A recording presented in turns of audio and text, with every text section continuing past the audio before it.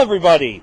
I'm excited today to share a continuation of the series I've been doing for a couple of years now, which is sharing quotes and stories of Americans who were born into slavery. So, if you remember, if you cast your mind back like a month, we stopped looking at the Slave Narrative Project and started looking at the fugitive slave letters, which represent two different primary sources where we get writings directly from Americans who were born into slavery. And I talked a lot about the critiques of the Slave Narrative Project and of the fugitive slave letters and what we can do to kind of try to bring this all into our history and put these people in their rightful spots in our history while also respecting the complicated nature of these documents. And I encourage you to go back and watch those. On YouTube, we have an entire playlist that goes through all of them, and I think it's really important to see all of this information in totality. But today, I was afraid of that. But today, I want to continue talking about the fugitive slave letters by talking about a second very famous one.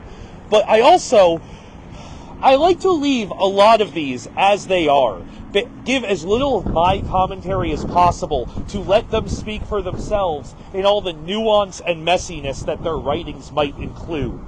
And on this one, I want to do the same, but I want to quickly mention what I got from it. Because the impression that this story left on me is how easy it is to lose our history.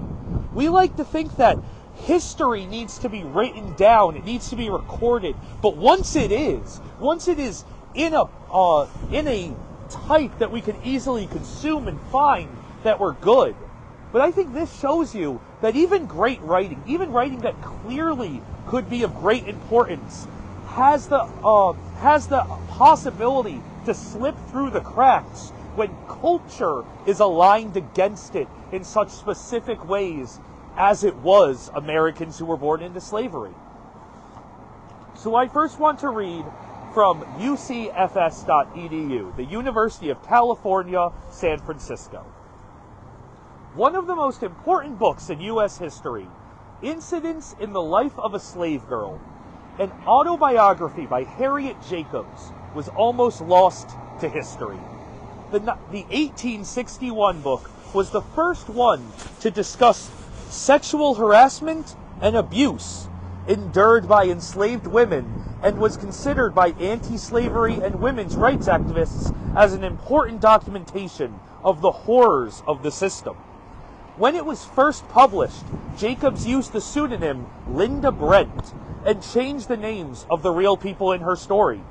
While Jacobs toured and spoke at many events about her experiences and was known as the author of the book, by the 1900s, she was mostly forgotten. And the story was regarded as exaggerated abolitionist propaganda fiction. The fake names, combined with the real stories of suffering, harassment, and lengths Jacobs endured, were seen as too strange a fiction to be authentic. I now want to read to you her fugitive slave letter, which I believe came out a decade or two before she released her full autobiography. Sir, having carefully read your paper for some months, I became very much interested in some of the articles and comments written on Mrs. Tyler's reply to the ladies of England. Being a slave myself, I could not have felt otherwise. Would that I could write an article worthy of notice in your columns. As I have never enjoyed the advantages of an education, therefore I could not study the arts of reading and writing. Yet poor as it may be, I had rather give it from my own hand than have it said that I employed others to do it for me. The truth can never be told so well through the second and third person as from yourself. But I am straying from the question. As Mrs. Tyler and her friend Baines were so far used up, that he could not explain what those peculiar circumstances were, let one whose peculiar sufferings justifies her in explaining it for Mrs. Tyler. I was born a slave, reared in the southern hotbed until I was the mother of 2 children, sold at the early age of 2 and 4 years old. I have been hunted through all the northern states, but no, I will not tell you of my own suffering. No, it would harrow up my soul and defeat the object that I wish to pursue. Enough, the dregs of that bitter cup have been my bounty for many years.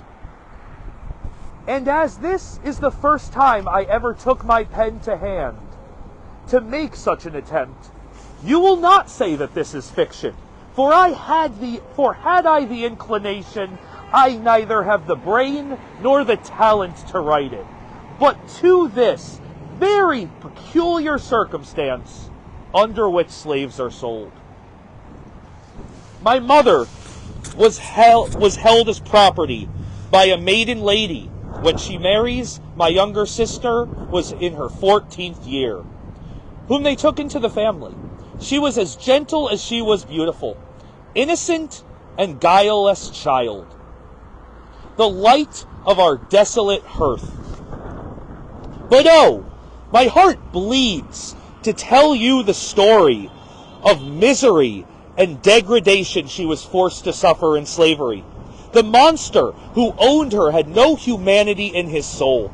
The most sincere affection that his heart was capable of could not make him faithful to his beautiful and wealthy bride the short time of 3 months. But every stratagem was used to seduce my sister.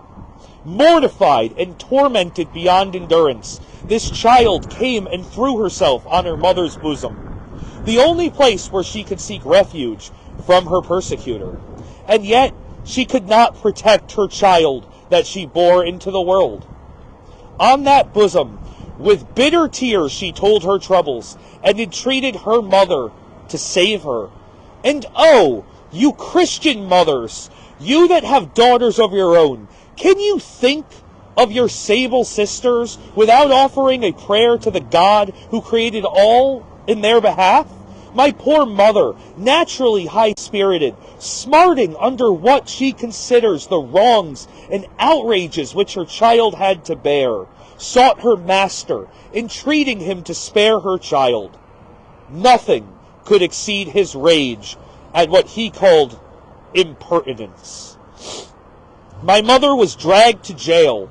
There remained 25 days, with Negro traders to come in as they liked to examine her, and she was offered for sale. My sister was told that she must yield.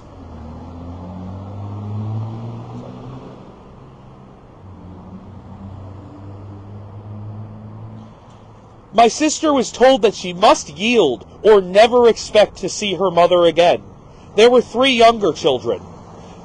On no other condition could she be restored to them without the sacrifice of one. That child gave herself up to the master's bidding to save the one who was dearer to her than life itself. And can you, Christian, find it in your heart to despise her? Ah, no. Not even Mrs. Tyler, for though we believe that vanity of a name would lead her to bestow her hand where her heart could never go with it, yet, with all her faults and follies, she is nothing more than a woman.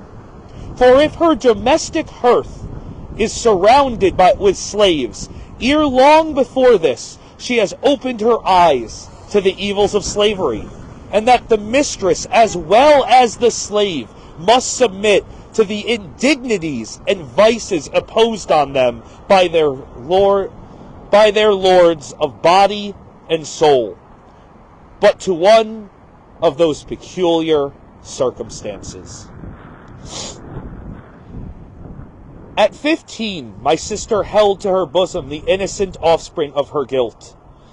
In this way she dragged a miserable existence of 2 years between the fires of her mistress's jealousy and the master's brutal passion.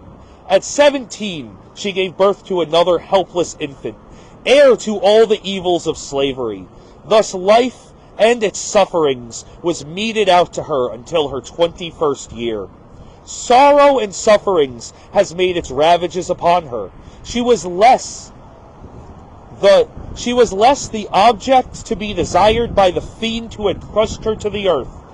And as her children grew, they bore too strong a resemblance to him, who desired to give them no inheritance, save chains and handcuffs.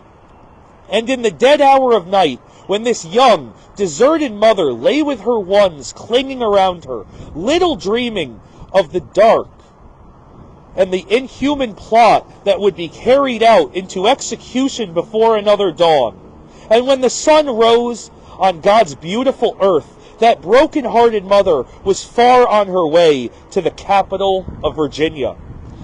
That day should have refused her light to so disgraceful and inhuman an act in her boasted country of liberty. Yet, reader, it is true. Those two helpless children were the sons of one of your sainted members in Congress. That agonized mother, his victim and slave. And where she is now, God only knows. Who has kept a record on high of all that she has suffered on earth? And you would exclaim, could not the master have been more merciful to his children? God is merciful to all of his children, but it is seldom that the slave master has any mercy for the slave child. And you will believe it when I tell you that the mother and her children were sold to make room for another sister, who was now at the age of the mother when she entered the family. And this selling appeased the mistress's wrath, and satisfied her first, and satisfied her desire for revenge, and made the path more smooth for that young rival at first. For there is strong rivalry between a handsome mixed-race girl and a jealous and faded mistress, and her liege lord sadly neglects his wife or doubles his attentions to save him from being suspected by his wife. Would you not think that Southern women had cause to despise that slavery which forces them to bear so much deception practiced by their husbands? Yet all this is true, for a slaveholder seldom takes a white mistress, for she is an expensive commodity, not as submissive as he would like to have her, but more apt to be tyrannical. And when his passion seeks another object, he must leave her in quiet passion, for all the God, and sold by her seducer and master, caring not where, so that it puts him in possession of enough to purchase another victim. And such are the peculiar circumstances of American slavery, of all the evils in God's sight to be most abhorred. Perhaps while I am writing this to you, dear Emily, you may be on your way to the Mississippi River, for those peculiar circumstances occur every day in the midst of my poor oppressed fellow creatures in bondage.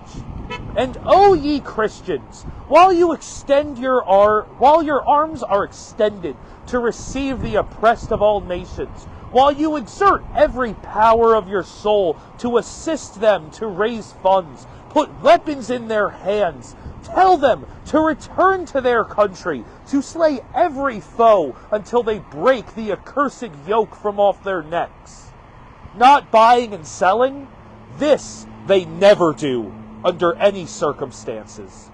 And because one friend of a slave has dared to tell you the wrongs, you would annihilate her. But in Uncle Tom's Cabin, she has not told the half. Would that I had one spark from her storehouse of genius and talent. I would tell you of my own suffering. I would tell you of the wrongs that Hungary has never inflicted, nor England ever dreamed of in this free country where nations fly for liberty, equal rights, and protection under your stripes and stars. It should be stripes and scars, for they go along with Mrs. Tyler's peculiar circumstances, of which I have only told you one: a fugitive slave. Thank you.